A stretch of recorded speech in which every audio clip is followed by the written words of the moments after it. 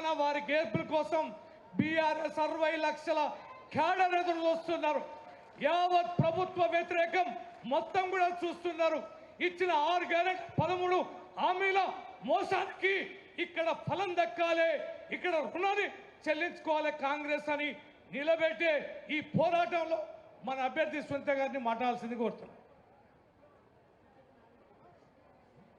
వేదికను అలంకరించిన పెద్దలందరికీ నమస్కారం. గౌరవనీయులైన కేటీఆర్ గారికి నా కృతజ్ఞతలు. గోపన్న అంటేనే జనం, జనం అంటేనే గోపన్న.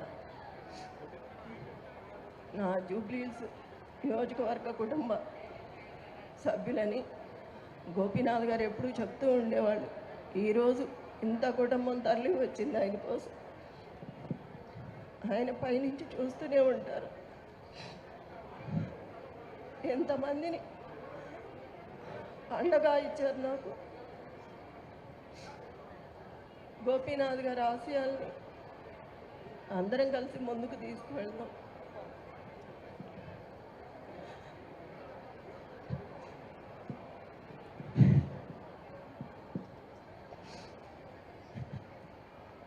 ఎంతమంది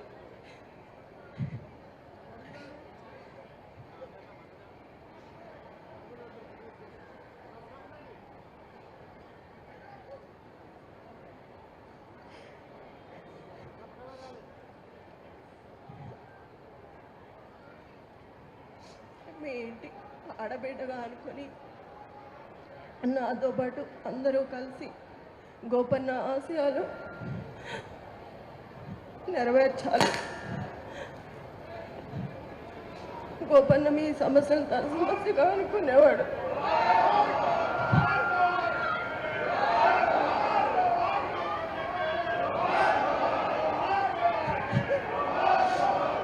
ఎంతమంది మా కుటుంబంలాగా చూసి మిమ్మల్ని చూసి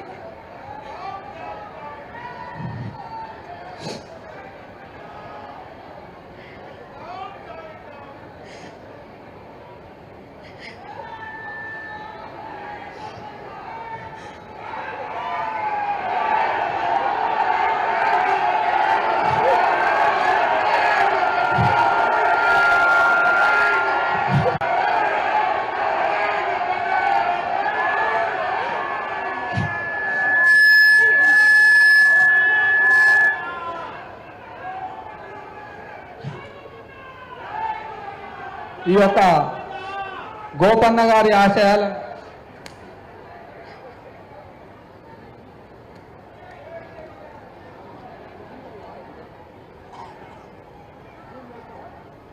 ఈ యొక్క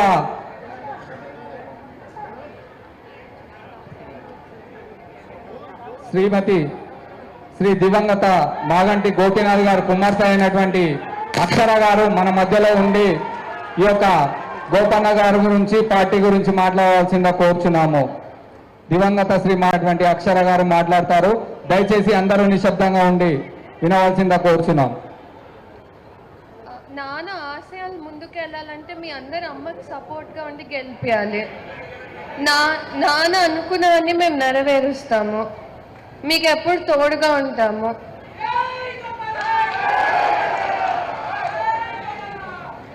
సభా సాక్షిగా దివంగత శ్రీ మాగంటి గోపీనాథ్ గారికి, వారి కుటుంబానికి, బీఆర్ఎస్ పార్టీ అభ్యర్థి అయినటువంటి సునీతమ్మ గారికి, ఇక్కడ విచ్చేసిన